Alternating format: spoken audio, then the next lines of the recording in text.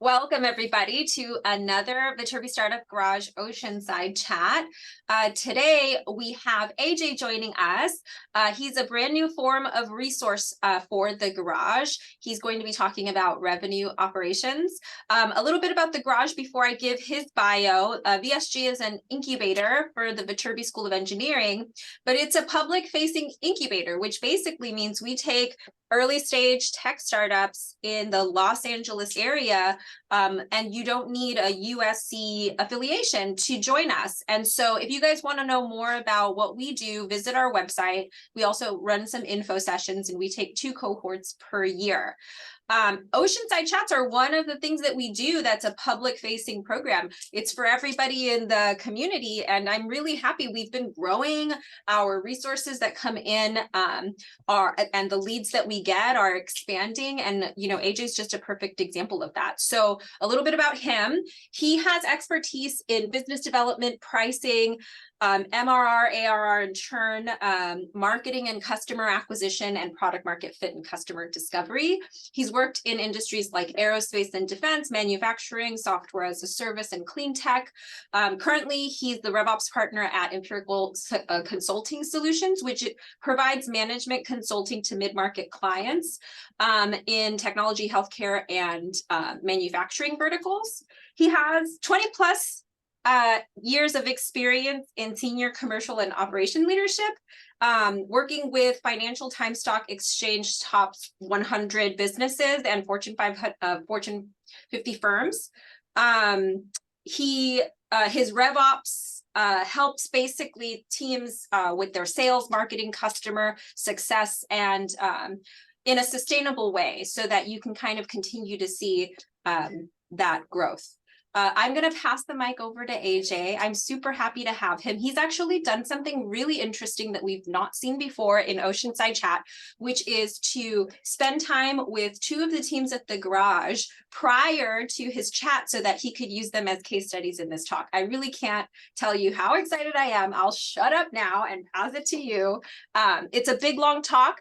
And then just really quickly, if you guys have questions, use the hand raise function. If you're a nervous person, put the question in the chat, and AJ is going to stop periodically to answer questions from the group. Go for it, AJ.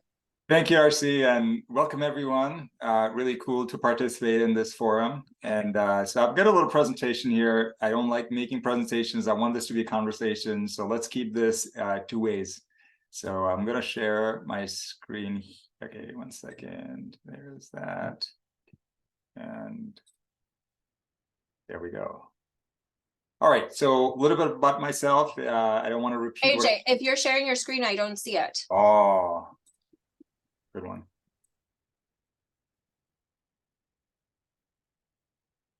This is what happens with technology sometimes. I know, we just did it. We just did it.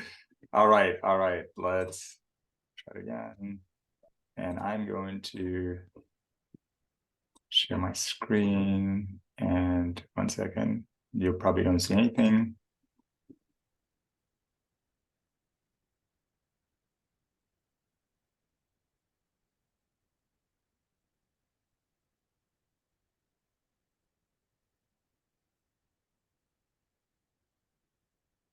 Now you can see my screen. Yes. Good. All right, let's get started. So as RC mentioned, I'm a RevOps consultant. I work with many PE-backed firms on that S-curve of their growth, helping them unlock revenue, helping them get past some of those growth stages.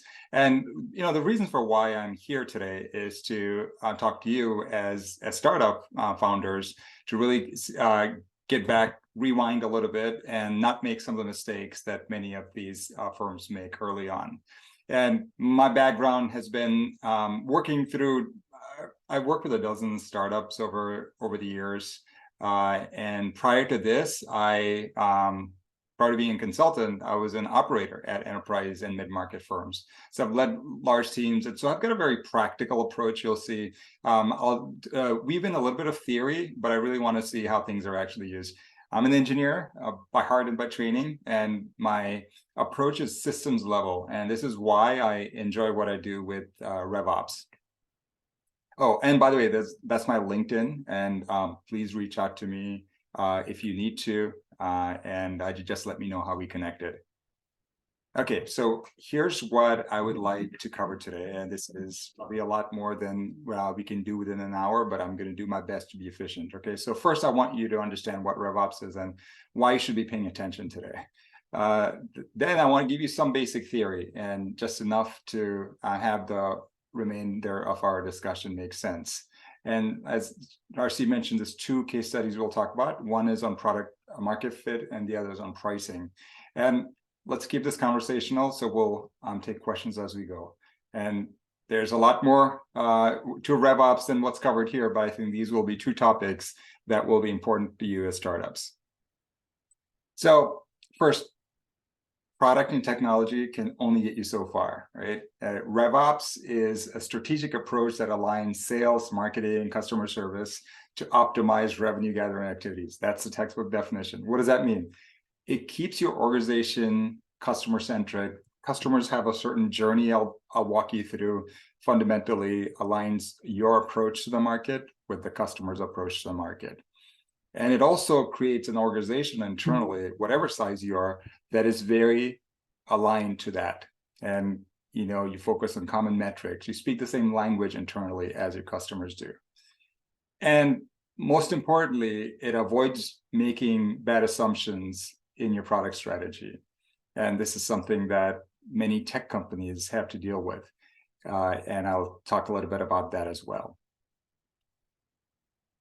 Okay, so with RevOps, there's some basic theory. So think of this as knowing what time value of money is in finance or first laws of thermodynamics are for engineering. You need to know this for the rest of what I'm saying makes sense. The first is the customer journey. I'm just going to spend a couple of minutes on this.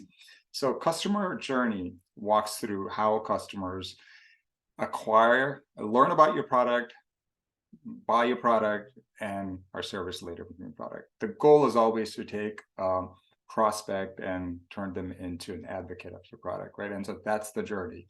First point, that there has to be a pain point, something that the client feels they need in life that you're solving for.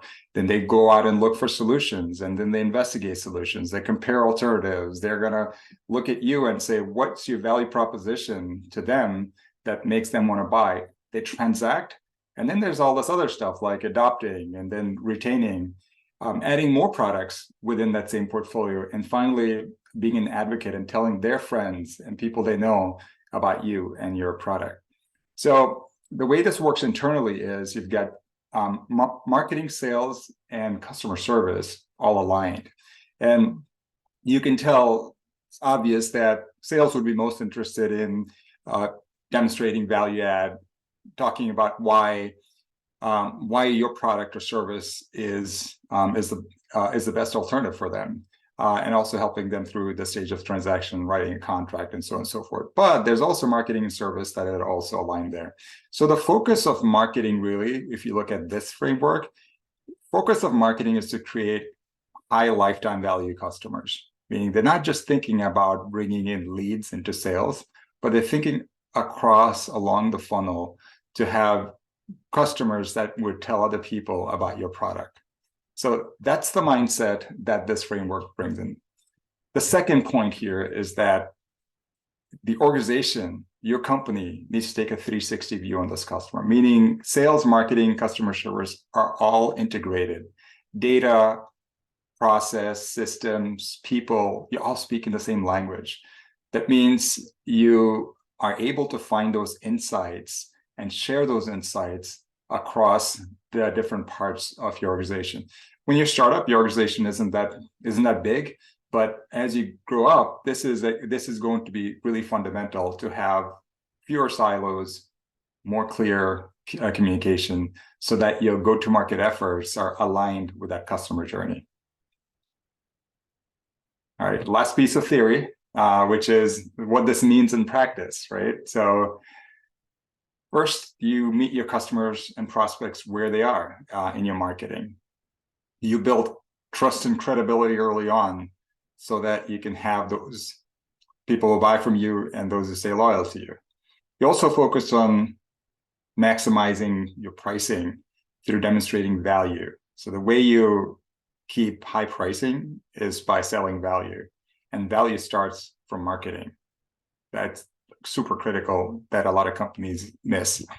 And then you use data across the entire chain to drive your return on investment by measuring and reporting on metrics. The one thing about RevOps, and this is what you see when you read about RevOps, is a bunch of different ratios and many metrics.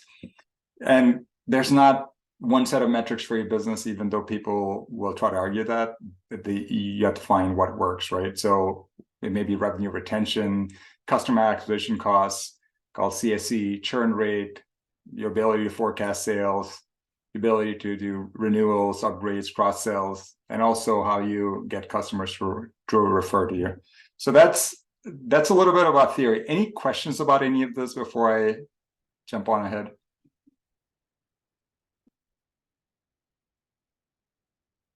I only have one question, which is, are you going to share this deck with us afterwards? Yes. Because I think it's very useful.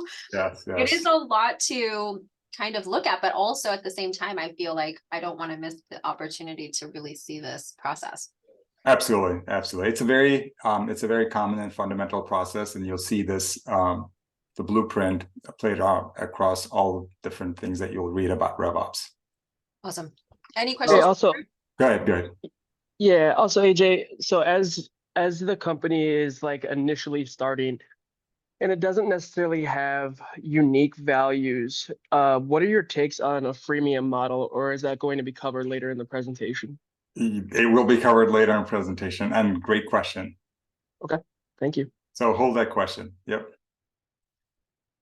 So two topics I mentioned that we're going to cover today. First is product market fit, and the other is going to be pricing. So let's dive into this. Again, I said, keep this as interactive as possible. And Bobby from Medibles and I had a chat about this. What I'd like to do is to not just talk about theory, but to really understand how it's applied, because there's not one set of prescribed directions that you can follow for what you do. You really have to understand your business, and that's hopefully I get to explain that process to you a little bit more.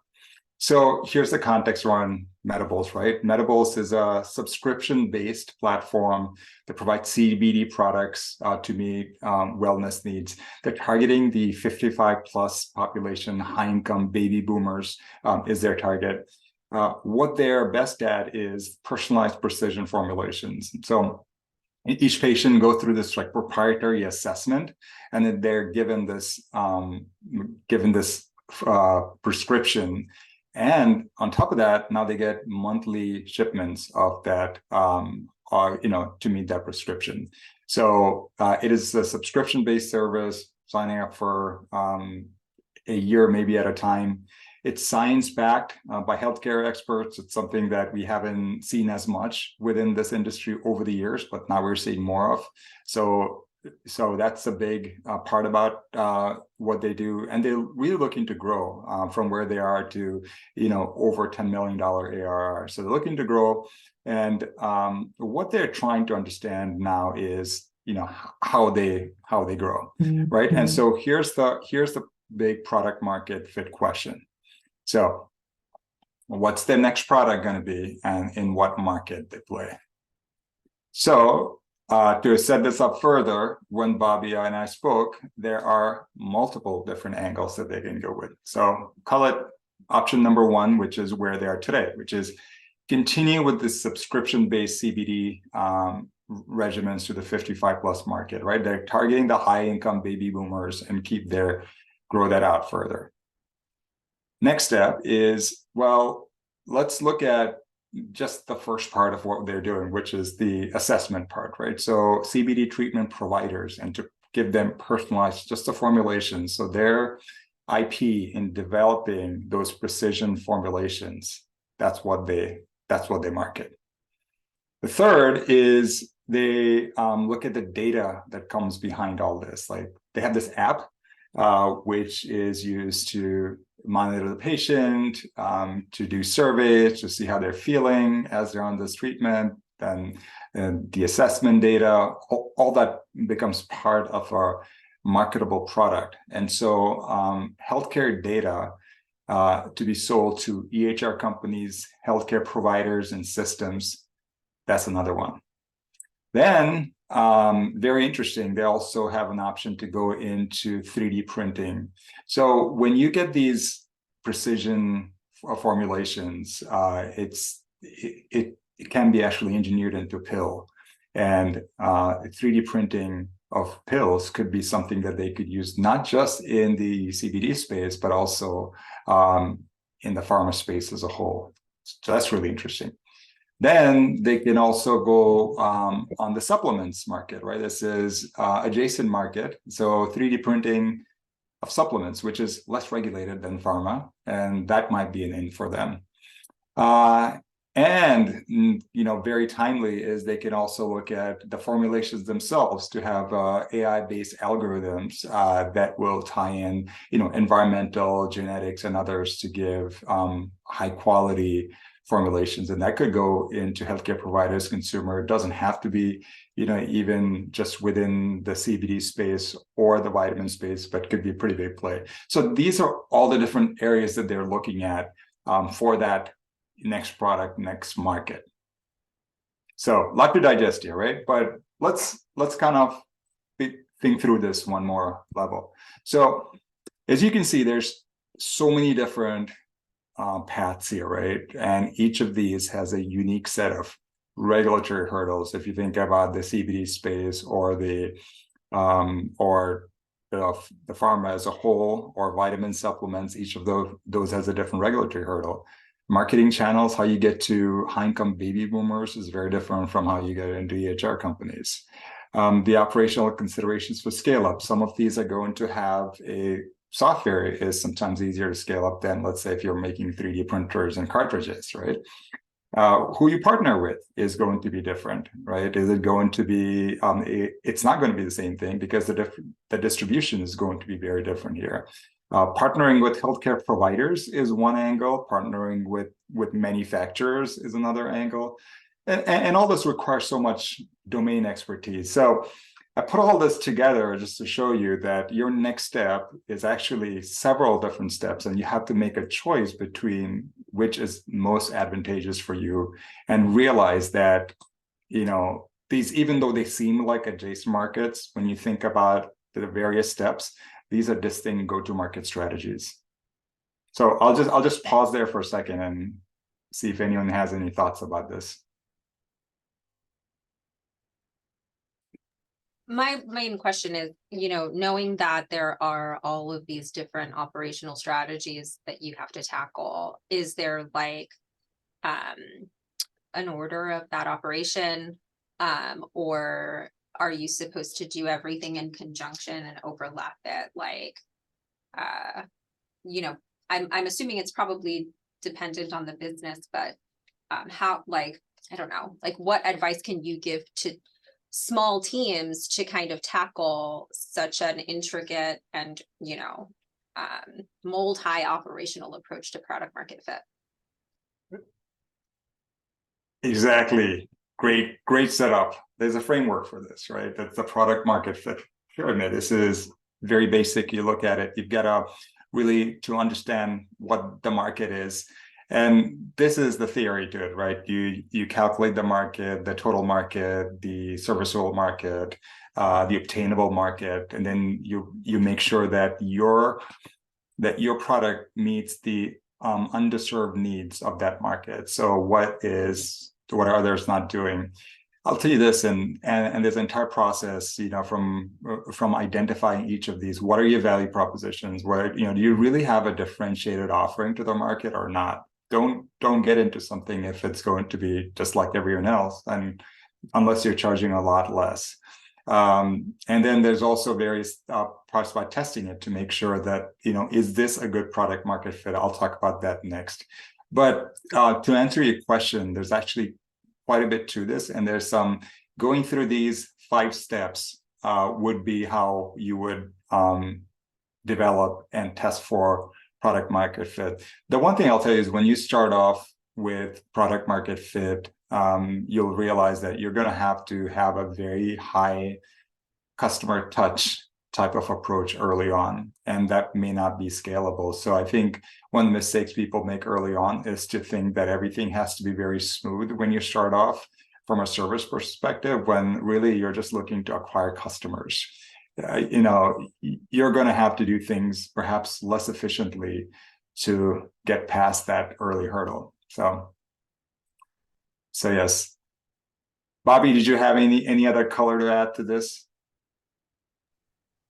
No, I think you're spot on. I know we talked a little bit about that, but no, that's spot on.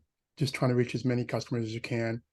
Customer acquisition to really identify what that product market fit is, and we talked about that. But nothing really to add other than what you just said, because I think it's just all spot on. Right. Yeah, it definitely goes well beyond just looking at what features you're adding on, which is where people focus in right away. But there's quite a bit more to this to really understand what's going to work and what's not going to work first. But there's a system to this, and there's a process to this even after you do that. So if you look if you look for advice, you're going to hear things like the SaaS rule of 40. And if you've heard about that, like every SaaS company is expected to grow at a certain rate, right? And so the profit plus your growth rate should be over 40. That's when you know you have a product market fit. Or there's approaches out there say, poll your customers and see how many of your customers would be unhappy if your product discontinues. And that number has to be greater than 40. So there's different like hard and fast rules you'll see, but I am less a fan of these like rules because every market's different, every product is different, and so you really need to understand your own offering better. So here's one way I would approach this, right? And this is a step-by-step approach, right? And this is what I mean by holding accountability, right? You say you have a product market fit, prove it. Show me you've got a product market fit. And investors would ask you the same thing as well, right? So I'm going to break this down into steps. I'm going to break this down into 10 steps. And I'm going to walk you through these steps, right? How only when you've done all these 10 things do I want to hear that you've got a product market fit. So first is, I'm going to start off with something very basic, is about your messaging, right? And you've got websites by the stage you're in today, like how many visitors are you attracting to your website, or how many people are even interested in what you're doing? Two, after a certain point, you need to have an offering that features in Google top 10 results. So the top 10 results in Google need to have your solution when people are looking for a solution. Third is how many people are actually subscribing to either your newsletter or forums to have conversations with you. Fourth, how many demos you're doing. Fifth, if you have a product, how many people are signing up, even testing it out once, right? Then sixth is how many people are not just doing it once, but doing it like multiple times. Then finally, how many people are paying for your product, right? Revenue paying units. Then how many people are willing to fill out testimonials for after the use of your product, right? This is not reviews. This is them saying, yes, you can feature this on your website. You can feature my experience on your website. Then look at their intention of sharing your product with others. So if you offer discount codes to them, to share that with them, how many discount codes are being shared? Then I go to reviews and how many people are promoting your product either through reviews, social media, and so forth. And then finally, how many people are you seeing as new customers that were attributed through referrals that came in through others? So my contention is you have to do all this before you can say you have a product market fit. And it's too easy to do this halfway and move on to the next big thing and lose focus. So I'll pause there and see if you have any thoughts.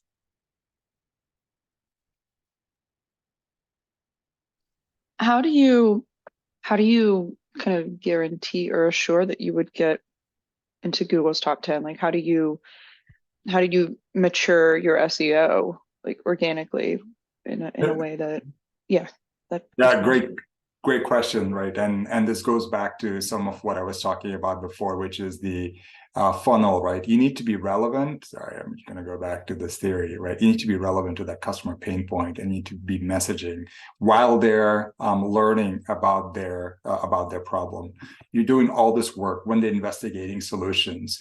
You have content that helps you, that draws customers to what you're selling. So in a very kind of simple way, you're providing them with the necessary information for them to walk them through this funnel, to walk them towards your solution. Does that make sense? It does, yeah. So it sounds like content creation kind of does need to be almost like a base layer starting point, like blogging, like creators, like that kind of just word of mouth, or just Correct. getting it out there. Yeah, useful, targeted. Once you've kind of thought about that framework of what problem you're solving, and be useful to the customer, be useful to them, offer them things that they would actually want to learn about, as opposed to just talking about your product. And that's the difference between successful marketers and those who are not. Thank you. Sure.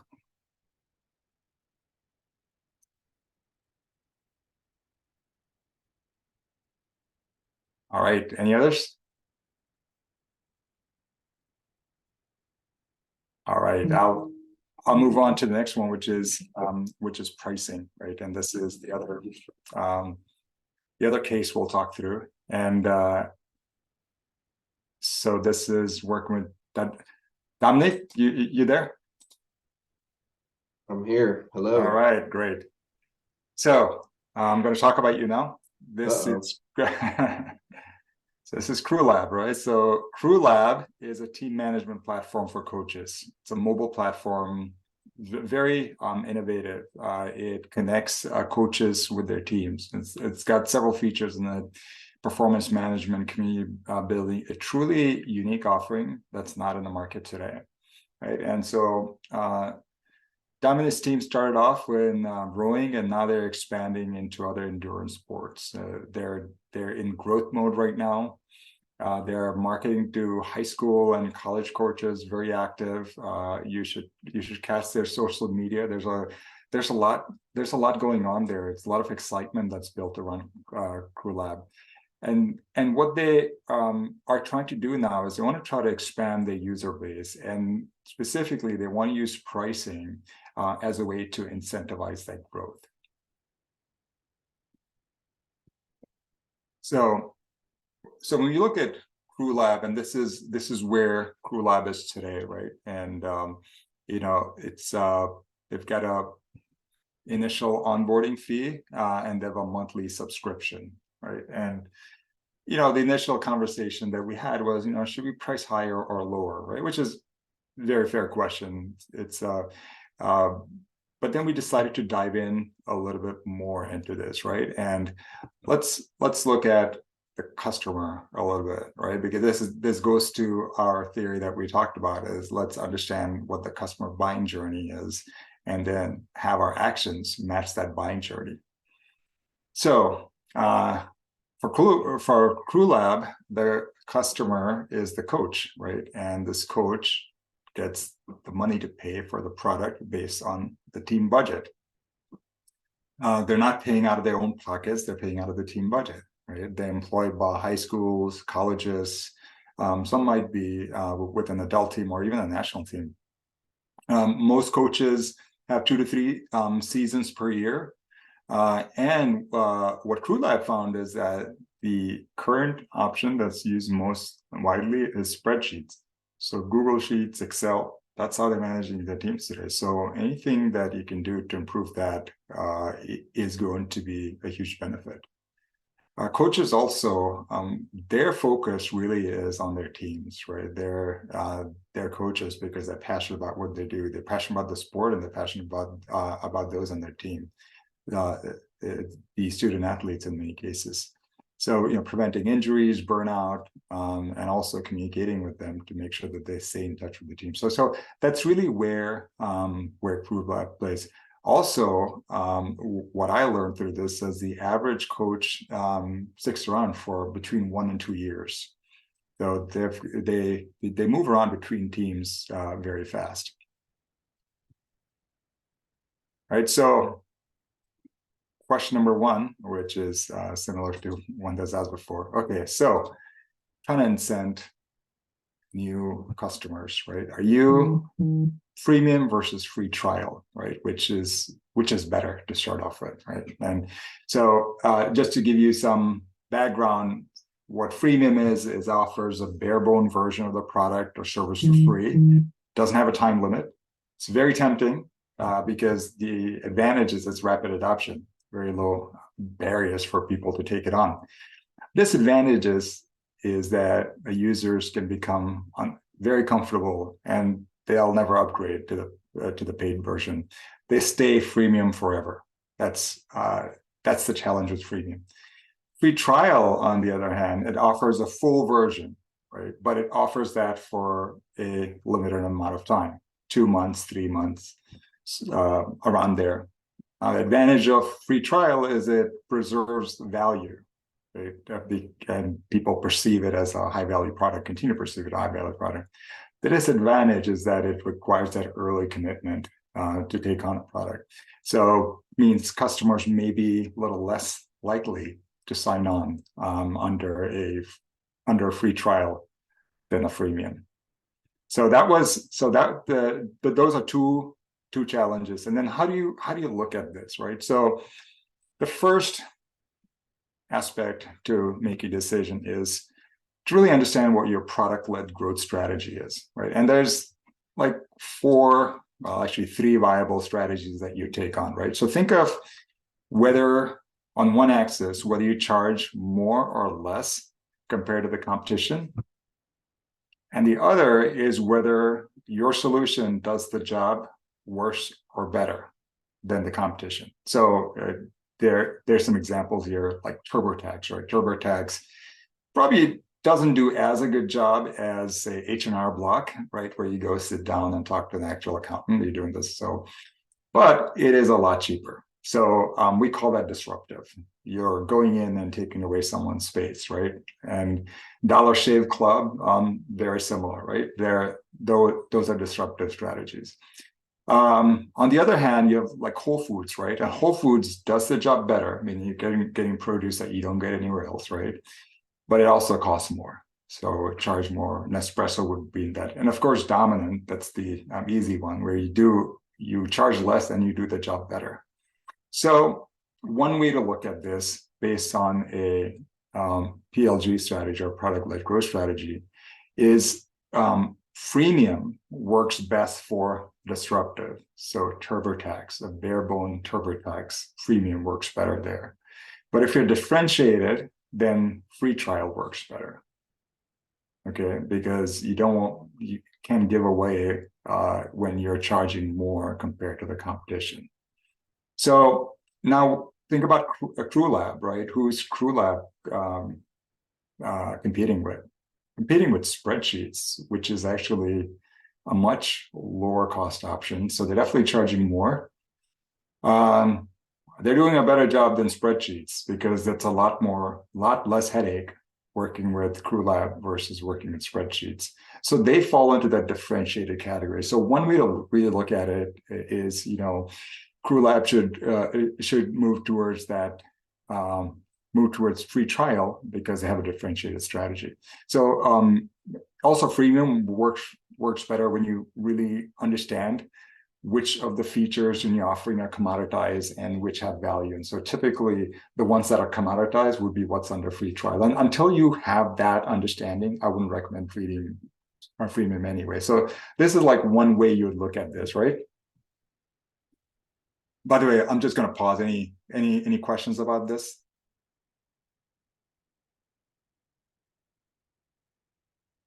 Okay. The second. I actually do have a question. Good. Going back.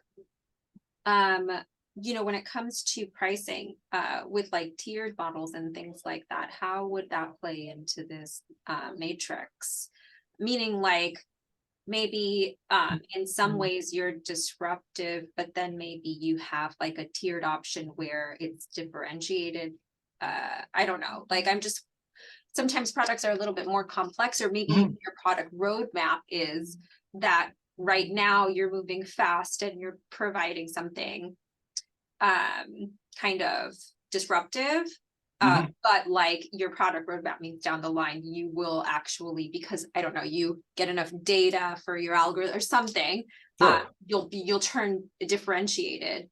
I mean, is it just a matter of like constantly looking at your PLG strategy and shifting and changing, or Yeah, your PLG strategy may not change as much, but what I think will help you as you get more data, as you get more usage data, you'll develop a better understanding of what the true differentiators in your offering are.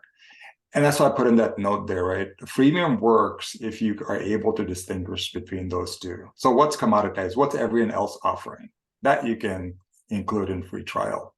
But what are the features that you do that no one else does, or you do a lot better than what anyone else offers? And that's where that's how I would incent people to move from freemium to paid, so that they see the value in that. But that's a really good question. I would actually think that happens as you get more data from your customers, from use. got it. Thanks. Okay, and the other one here is the time to value. So, the average coaching season, from speaking to Dominique, is 6 months, right? And most teams will see value in using Crew Labs within a couple of months, right? So, in this case, the trial works better because coaches will typically not switch, or not, they've already spent 2 months out of 6 months using something. They'll probably, continue with that. The other part we also know about, selling into education and academia, is that the approval process is much longer, and it may take a couple of months for the coach to get the approval done. So in addition to that, there's an entire, you can find the spreadsheet. I've included a link in that as well, where you go through and ask many more questions, like what your competition is, how your product stacks there, how big the TAM is, whether you're doing a top-down or bottom-up marketing, meaning are you marketing to end users, or are you marketing to executives who are making those decisions? So if you're marketing to end users, you would go towards a freemium model. But if you're marketing towards executives, you go with a free trial model. And also, like, super important, how long can you afford the freemium version? Like, what is your cost to keep servicing customers who are on freemium? If that's very high, it doesn't make sense to be on freemium. So, and any questions about freemium versus free trial? Jake, did I answer your question? Oh yeah, I definitely think you have a lot of information there to work from, and yeah, it definitely helped. Appreciate that, Ajay. Great. I have a question. Sure. Hi, Ajay. Thank you so much. I really appreciate this this portion of the presentation. The entire presentation has been great, but this in particular, because I have been giving a lot of thought between freemium and free trial. And so just speaking on free trial specifically, if do you have any advice on how long that trial might be, or maybe some considerations Right. to determine that? Oh, I love this. Well, this had to do with specific to Dominique's case, right? We said 2 months makes sense, because 6 months, like if it was over 6 months, that would make no sense, right? Why would they? Then you're essentially getting a whole season, right? So Right. you want to pace it in a way where they're seeing value. So how long does it take for your customers to see value? Get like a ROI. Full value, Right. exactly. And that's Mm, typically where you do that. If it's a long onboarding, those free trials could be longer, but yeah. yeah, Okay, perfect. Thank you so much. sure. Okay. Next question. By the way, Dominique, please interrupt or add anything else that if I've missed from our conversations. You're doing a great job. Maybe you should sell the product. Thanks. Okay, next item we looked at was the contract length, right? So I'm just putting together three different options here, right? Like how long you want to sign customers up for. So one is a month-to-month, right? So month-to-month is easier to get people on because it's no commitment, can cancel anytime, but you do need their credit card and file because you don't want to chase them every month for a payment, right? So that's some pluses and minuses. Yearly, a little bit more of a barrier to get approval for year, but you know, it's 12 months. It's got a positive impact on ARR. When you're looking for investors, that's what they're going to be concerned about, to make sure you have annual recurring revenue. So the yearly would be the minimum that you get. And then there's multi-year, where you sign people up for 3-year contracts. The benefit of this is that minimizes your acquisition cost, and that's one less customer to chase the next year, right? They're already there, and you can incentivize them to have these multi-year deals by discounting, or even say we're not going to increase prices for that line, because if you go with a month-to-month or yearly, you always have the right to change prices. So these are kind of like three options that we looked at, right? Now let's think about what would drive a decision on which way to go, right? So the first thing we know is that the coach's tenure. We know that coaches don't, on average, coaches change jobs often, right? So they typically are not going to look past 1 year. So signing them up for like a 3-year contract, probably not going to be, they're not going to be as interested in that. Then the obvious is they're not paying out of their own pocket. So the pricing sensitivity, so signing up for a 3-year with multi-year discounts is probably not as attractive to them.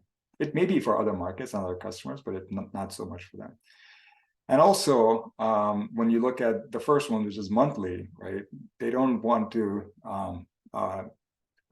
sign up and have to pay every month with their credit cards, right? That's not something that most coaches want to do. So given that, our recommendation here is to go with the yearly as opposed to the monthly or the multi-year. Okay. So there's a question about tiers, how you tier your products, right? How do you decide on how much to charge, right? So for Crew Lab, this is straightforward, right? You've got team size, that would be one. This would be probably what people consider to be most obvious, like a per player, that might be one per athlete, right? And so if the teams, so I'm just gonna, just for illustration, if it's less than 20, then it'd be 2,000 per year. If it's between 20 and 50, then it's 3,000 per year. And so over 50, then it's 5,000 per year. So a customer would justify this in saying, oh yeah, it probably cost you more to serve my team because I have 60 athletes versus 20 athletes. And so it makes sense that I'm paying more per year. So it's on a per team basis based on the units, which are the number of athletes on the team. Another way to look at this, right, is to tier based on features that are available to them, right? So this is typical with software. You get a basic version, right? Then you've got a standard version, and you've got premium version.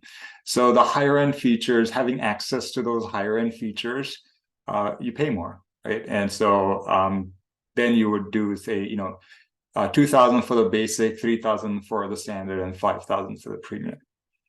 Or another way to look at this is base it on the ability of these teams to pay. So a high school team might be $2,000 per year, assuming the high school has a smaller budget. And a college team, which can afford more, has a higher fee per budget, right? Now, on all this, there's also a la carte options that can also be added on, right? So in addition to you're paying the 2,000, 3,000, and 5,000, you could also add on things that are additional value, right? So, coaching could be an add-on to that. Integrations with various apps that they already have could be another one. Maybe personal onboarding, that could be another one that you add on. So it's not just the numbers you see on the right, but it could also be these other options on top of them.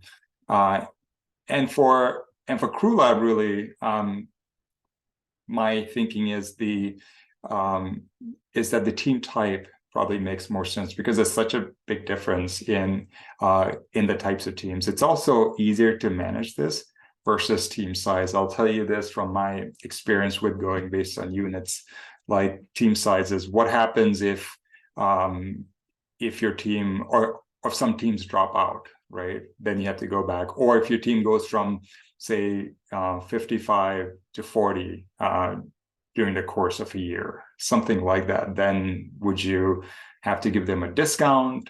How's that going to work, right? So things that you have to think through when you go with these unit-based prices. By the way, I'm going to pause. Any questions about this, about tiers? I have questions. Yeah. I guess I'll turn my video on. Hello, thank you. Particularly for the thing you have circled right now, how do you think about list price on a website if it's so different depending on the persona? Yeah, I wouldn't put it this way. I wouldn't put it in this. I would highlight the value that high school adult leagues and colleges get, and I know adult leagues is not a tier in itself that you have. It may be something else, but I would. Pricing is based on the ability of what someone will pay, right? That's how you maximize pricing. But in this case, I would showcase that the college teams are actually getting more. Like, people have this inherent sense of fairness. I would call them something different.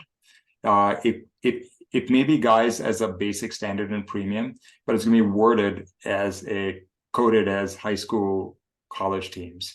So you can see that there's a lot more to college teams than there is high school teams, and that's why it costs more. So that's one way to do it. Another way to do it is to have separate experiences on your website. So if you go on a website, you can, IMA, college course versus a high school course actually walks you through different steps. And then the pricing that they get is based on that. So implementing on the website is kind of its own, discussion, but I would have a very tailored approach, and I would also be very mindful of the fact that people have a sense of fairness. Like, you don't put all these on the same table and show someone that, right? Because then you'll just get a bunch of questions as to why, like, what's so different about my team versus another. Yeah, that makes sense. And then we talked a little bit about bundling as well. Yeah. Is that coming soon? Yes, I do have that as well. So cool. Awesome, thanks. Of course. AJ, really quick.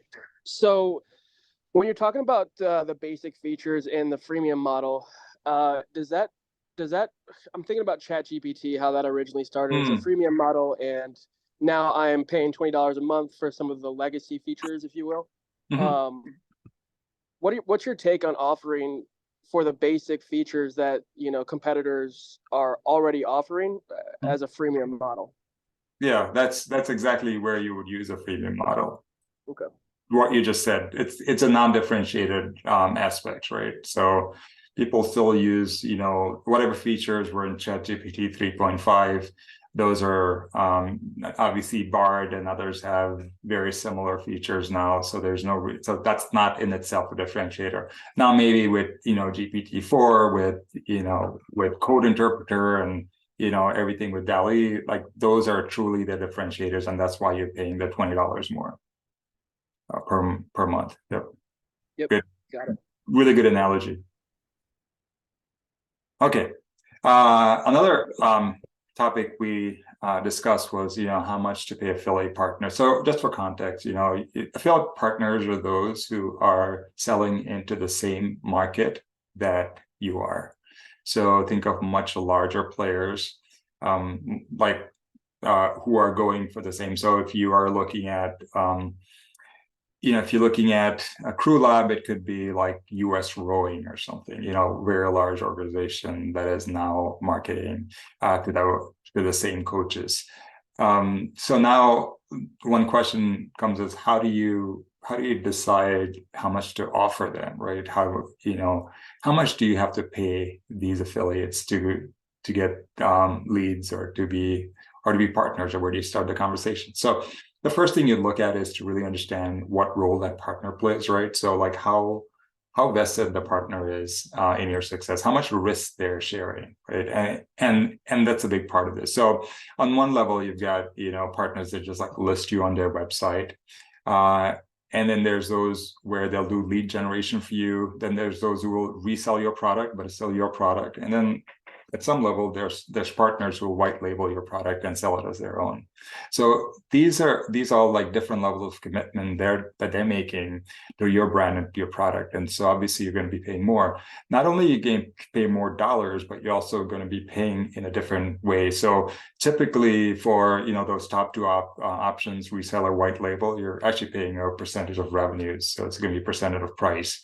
And 15 to 30% is not uncommon in those arrangements. So it's pretty steep, but that's also what those partners are taking on. On the other hand, in the more kind of transactional areas, you could pay for a fee for a listing or a price for each lead that comes in through their website.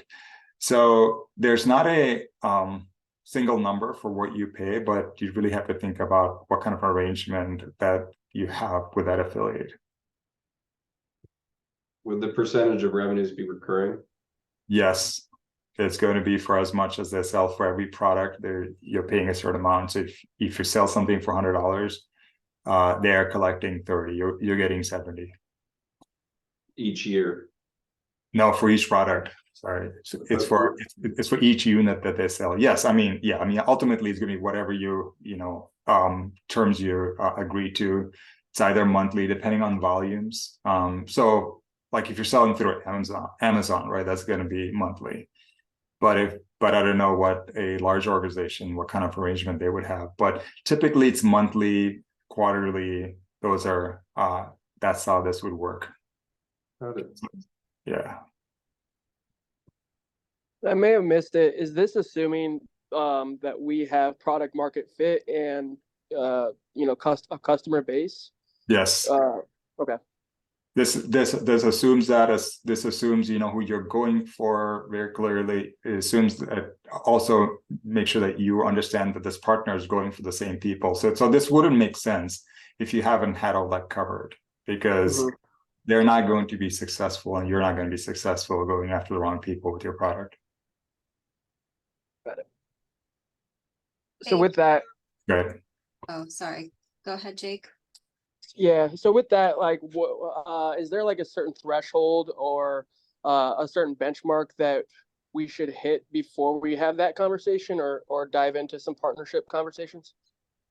I think you need to have your own independent, like, what we talk about product market fit, you need to have that all nailed on first before you start bringing partners into the mix, because it's another level of complexity. If you don't understand your own go-to-market strategy, bringing in a partner is a mistake. So that's a more detailed conversation to say, like, am I ready for it? But I'll give you kind of the general answer is you need to be able to sell, like, okay, let's say if you're not able to get customers yourself, then I don't think going to a partner immediately is going to be the answer, because you're going to have the same messaging, the same marketing that you're going to use there. So I feel this is kind of a next level type of approach that you would take once you figure it out by yourself. Got it. That's helpful. Thank you. Sure. I have a quick question, just based on the previous slide and also this one.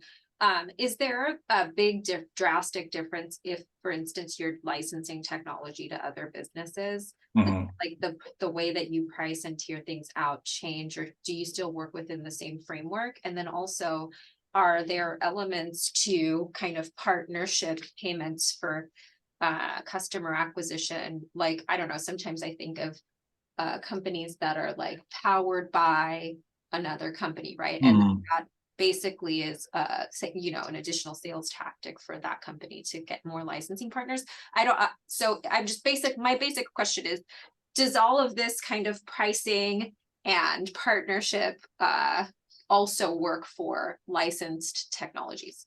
Yeah, it does, but it is its own set of metrics, right? And I wasn't referring to licensing here, but that has to be thought through kind of, separately. So by licensing, you have in one level, this could be a white label approach that you made, like you're actually allowing someone to make your product under their name. That's one. The other way you would do this is you have a certain formulation. So going back to Bobby's idea, right? You've got a certain formulation that someone else is using to produce to write a prescription, right? That's your first. There's licensing there involved, and how you do that would have to be based on the channel that you're working through. But yes, fundamentally, this part about pricing and about having tiers would be the same. It's just going to be you just need to figure out what exactly you're licensing. Got it. Thanks. Okay. The last point we had here was about bulk pricing. Also, and one of the things you want to try to do, and that Crew Lab has been doing well, is using a flywheel model for growth, meaning encourage those that you sell to bring in others into the mix. So more specifically, they're looking at colleges where you've got multiple teams, right? And so they can sign on multiple teams at the same time and then offer a discount. So really the question was, are we really diminishing the value of our product by having this, by having bulk pricing? And so, my answer is no. In general, it's not, because it does actually reduce your own cost potentially of things like onboarding, or maybe even connecting to, common systems. You can't discount too much. So there is some sense. I give some, general examples for Crew Lab. Like one team could be 5,000, but if you do over 5 teams, it could be 3,000. So it's like within reason, but it really incentivizes teams to sign up more together. So things to know about is what to do if the teams drop or some teams drop or downgrade during the course of the term, meaning during that 1 year, if like 2 teams drop out and you're at 6, right? What do you do then? Do you raise their prices up? Then all that needs to be clarified early on, because it is definitely more to manage all together. So I'm definitely a proponent of this. It just needs to be done right. So any questions? How do you pick how much to discount? Yeah, I mean, some part of it is negotiation and understanding what else that have what other similars have done in their space. So I would definitely keep tiers at the lower ends, like going from 1 to 2. There should be some level of discounting there. Smaller level of discounting. But then the actual numbers really should be more like the more number of teams give bigger discounts as they add more teams. So if it was 10 teams, and I don't know if that's going to be an option, that should be a significantly more for discount than going to 5 teams. Yep. Cool. So Yeah, I'll say this is helpful. So just to kind of put this in the context, we are like an indirect competitor of our startup is like ancestry.com. And I don't know if they offer like family prices, more so than they do like individual, subscriptions. So this is really good to think about. Yeah. And that also makes sense now with your question on freemium, because that's where Ancestry has been stuck in, right? Exactly. Yep. Yeah. All right. So, quick summary of incentives, and this is what we discussed for CrewLab: 2-month free trial, yearly contracts, tiers based on customer segment, consider affiliate partner incentives, and also look at bulk pricing. So those are like 5 different incentives to get more customers. And I know we're right on time here, and I do value all your time. So if you want to reach me, just shoot me a note on LinkedIn. I'm very happy to help. And I was telling RC that I would like to meet in person sometime. Yeah, thank you for the opportunity here. Oh my gosh, honestly, this was so amazing. And I host these all the time, and I really just love a practical workshop style approach to lessons and learnings. I can't tell you how appreciative we are, AJ, and hopefully we can have you back. Hopefully we'd have you back in person. We're bringing in a set of new teams for our fall cohort. Some of them will be space technologies. I don't know if you're interested in getting geeky on selling to aerospace. However, I look forward to getting your deck. I'm sure everyone is in great appreciation, especially Bobby and Dominic from the teams at the garage. We'll definitely have a powwow and talk about what you guys learned when we do our founder circle. But yeah, thank you so much. Hope to see you again soon. Absolutely. Yeah. Thank you so much, AJ. Super Much helpful. appreciated. First, thank you. Awesome. Bye, everyone. Bye.